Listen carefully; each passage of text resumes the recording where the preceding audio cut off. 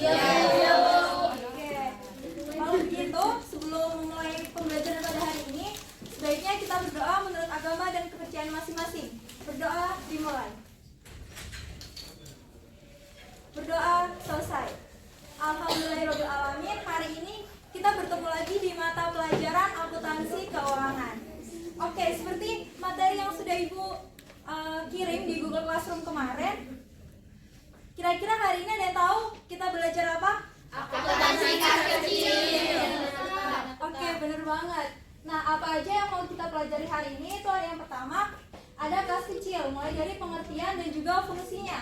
Kemudian yang kedua, topik utama dalam pembelajaran hari ini ada akuntansi kas kecil sistem dana tetap, baik pengertian, ciri-ciri, manfaat, cara kerja, hingga pencatatannya. Nah, kemarin siapa yang udah belajar apa itu kas kecil? Ada yang bisa jawab? Saya, Bu. Oke, silakan April. Kas kecil itu kayak uang tunai yang udah disediain buat keperluan yang kecil-kecil gitu. Terus kalau pakai cek tuh kayak kurang ekonomis, jadi disediain kas kecil. Oke, terima kasih. Benar banget, kas kecil itu adalah sejumlah uang yang disediakan untuk pengeluaran yang jumlahnya relatif kecil dan tidak ekonomis apabila dibayarkan dengan cek. Nah, kas kecil ini sifatnya liquid atau mudah dipindah tangankan. Jadi untuk pengelolaannya itu lebih mudah dibandingkan dengan pengelolaan seperti kas bank atau kas umum lainnya. Kemudian dana kas kecil itu dipisahkan dengan dana kas bank dan diserahkan kepada seorang kasir kas kecil. Jadi pemegang dari kas kecil itu adalah kasir kas kecil.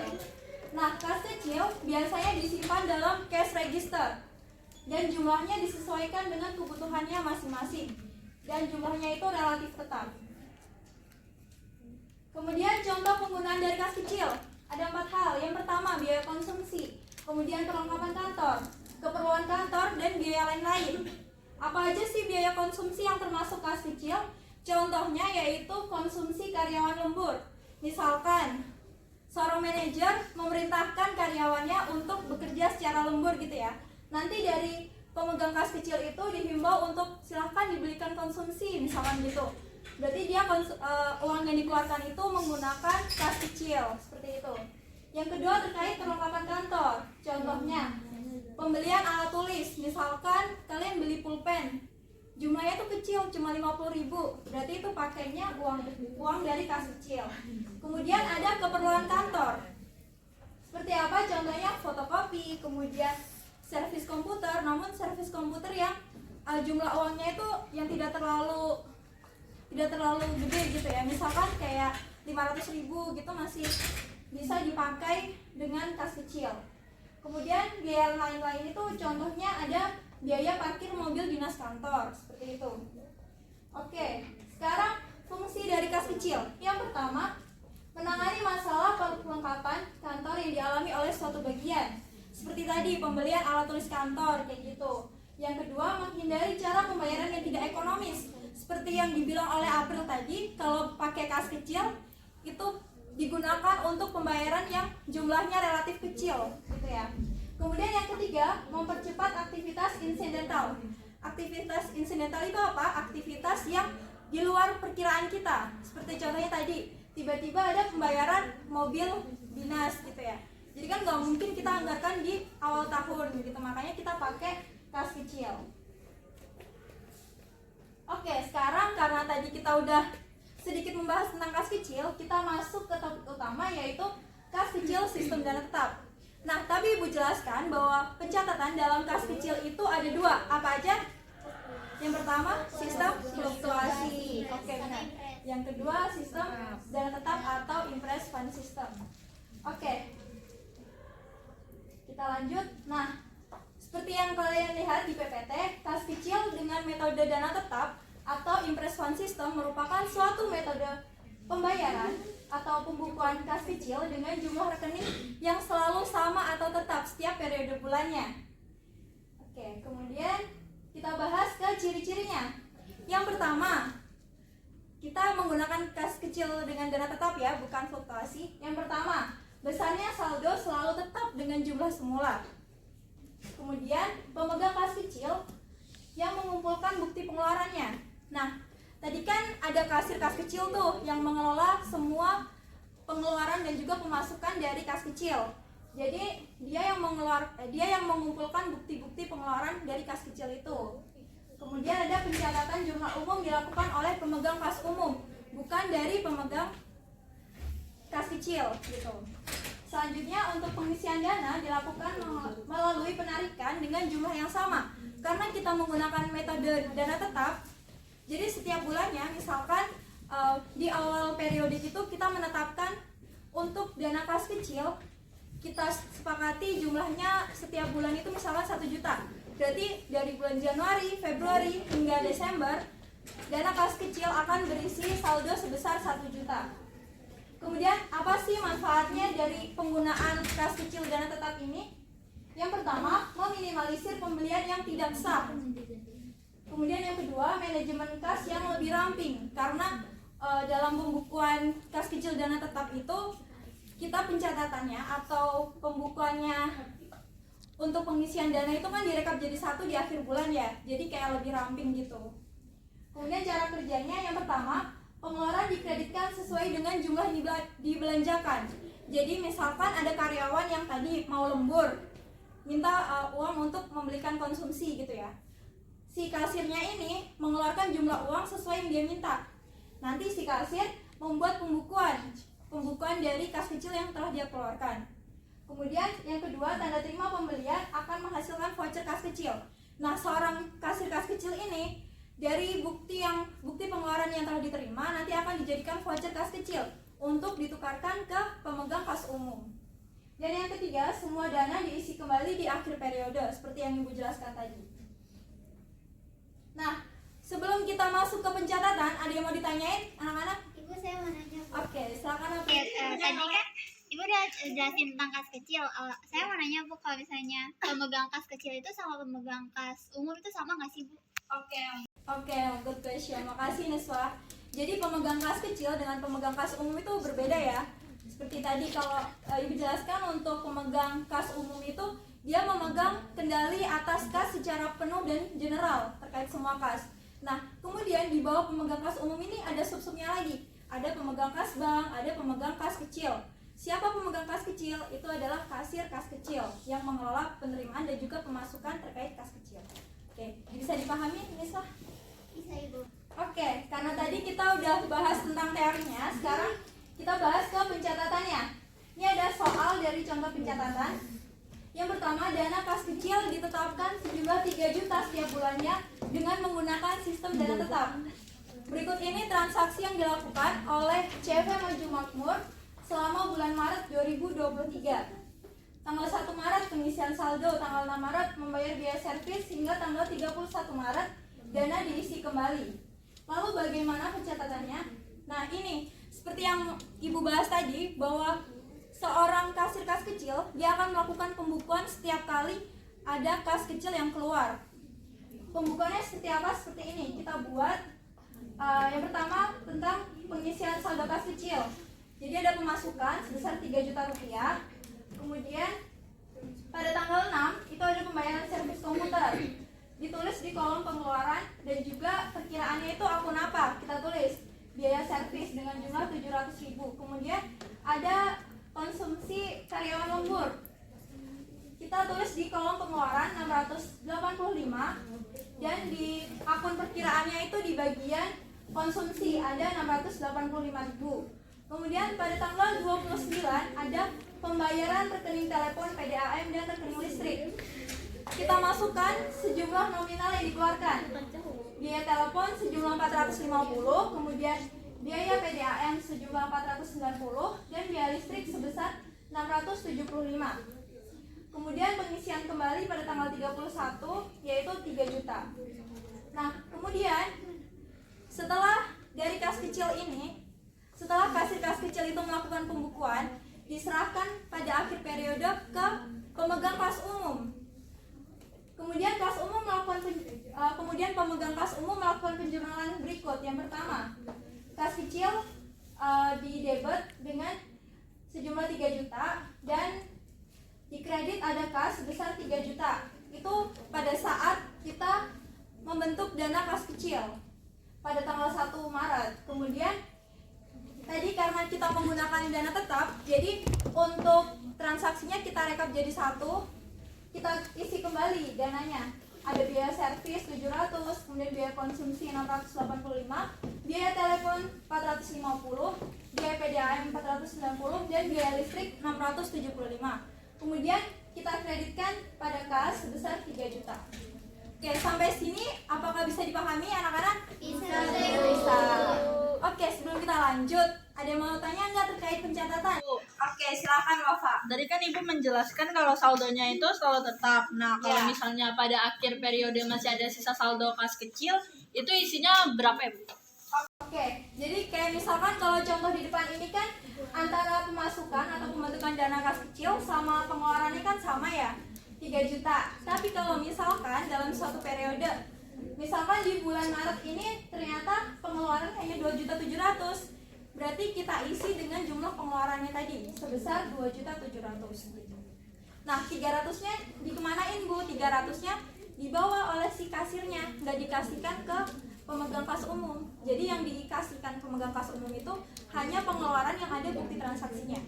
Makanya jika nanti kalian sudah bekerja dan kalian bekerja di bagian pemegang kasir kas kecil, jangan sampai terkait nota-nota ataupun kwitansi dan bukti lainnya itu jangan sampai hilang gitu. Karena kalau hilang nggak bisa buat laporan untuk pengisian kembali dananya. Oke, Wafa, apakah bisa dipahami? Bisa, Ibu. Oke, ini buat. Nah, selanjutnya sebelum kita lanjut ke puisi, sekarang kita naiknya ngapain dulu? Ice cream. Oke, kalau gitu Ibu minta 8 orang buat ikut main di sana. Ayo, Ra. Enggak jangan lagi.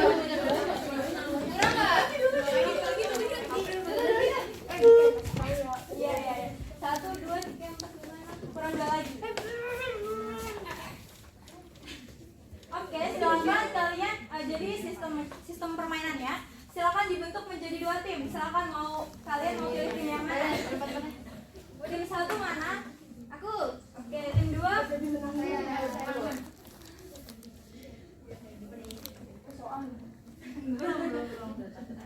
Nah, silakan kalian berbaris di sebelah sini. Gini aja nggak apa-apa deh, gini aja. Gimana Bu? Banjar jadi banjar. Oh, jadi ini. Iya, iya. 4 kan, pakai jadi 4 ke belakang. Oke. Nah, jadi yang paling depan ini nanti tugasnya menebak apa yang dibisikkan sama temen yang di belakang. Oke.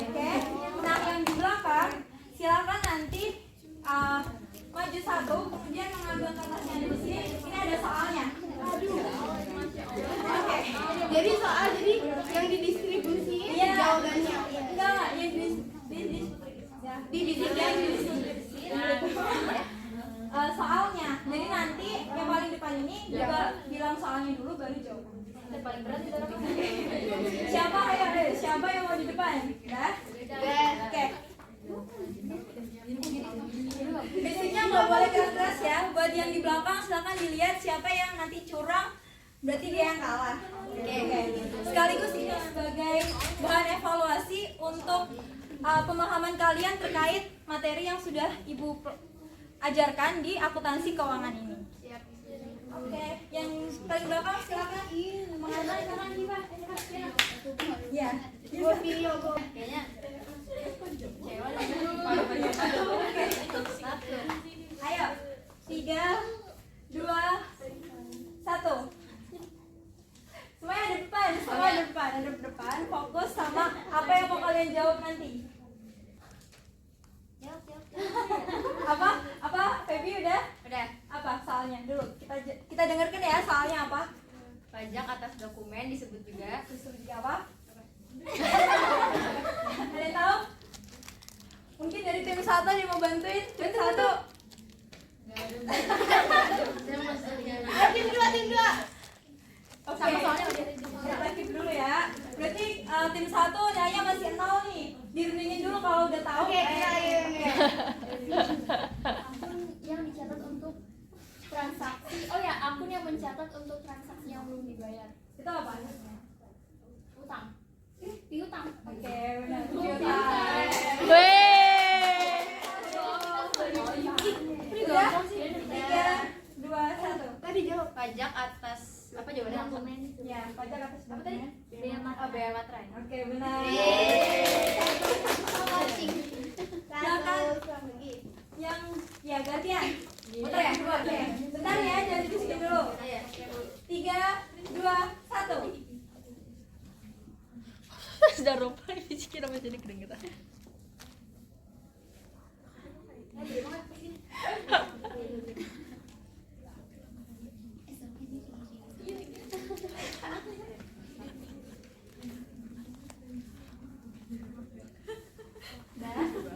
Udah, Bu.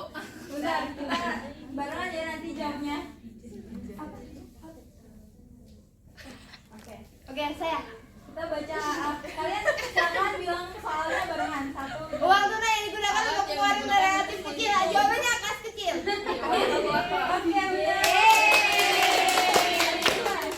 Benar lagi. Ya kok gua? Bukan. Oke, 3, 2, 1.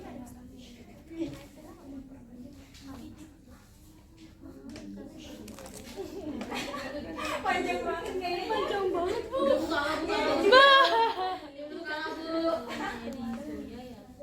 Ayo, kelompok 1 nih gimana? Kelompok 2 nih udah. 1. Ayo kelompok 1. Ayo tim 2 Udah. apa? Soalnya Bagaimana konsep dari persamaan data provinsi? apa tuh? Kata sebenarnya tanggal modal. Oke. Bisa jawab nggak? Ya udah habis. Pengeluaran yang menambah aset dan meningkatkan masa manfaat Disebut. kapital ekspenditur. Oke, benar. Yeay. Penentuan nih tinggal 1 soal. Langsung aja ibu bacakan ya. Oh nih. Cepet-cepetan. Oke. Jangan maju-maju. Jangan maju. Aku adalah sub akun ekuitas yang saldo normalnya di debit. Saya. Oke. Tenang aja, semuanya dapat aja dari.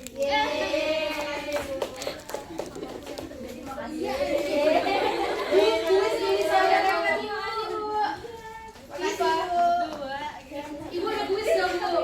Ada dong, bentar. Saya dong. Iya. Kasih, Bu. Iya, selamat. Semoga yang menang ya. Oke, sekarang kita masuk ke kuis. Iya, ya, sabar ya. Iya, Oke, Bu. silakan Ibu udah kirim linknya di grup kalian masing-masing. Kita tunggu 10 menit dulu ya anak-anak. Kayaknya udah pada pinter-pinter ya. Iya, Bu. Oke, kita tunggu dulu 10 menit. Sekarang karena udah jamnya udah 10 menit nih, langsung aja ya, turun tangan dulu. Tangannya turunin dulu. Oke. Oke, kita jawab pertanyaan nomor 1. Oke,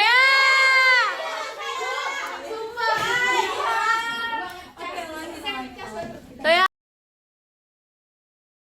Kas kecil setiap bulannya diberikan dalam bulan tertentu secara tetap. Pengisian dana tersebut merupakan sistem impres. Oke, bener nggak? Bener ya, bener nih. Ibu, ya. Oke, selanjutnya nomor 2. Dan kembali dana kas kecil dibuat oleh jawabannya itu B, Bu, pemegang dana kas kecil. Bener nggak? Yang lain? Yeay. Tahun terakhir.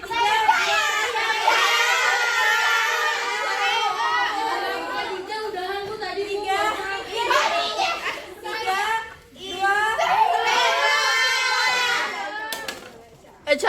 Pengeluaran yang bisa dibayarkan dengan kas kecil kecuali yang C, Bu, biaya gaji karyawan. Karena itu kos bulanan.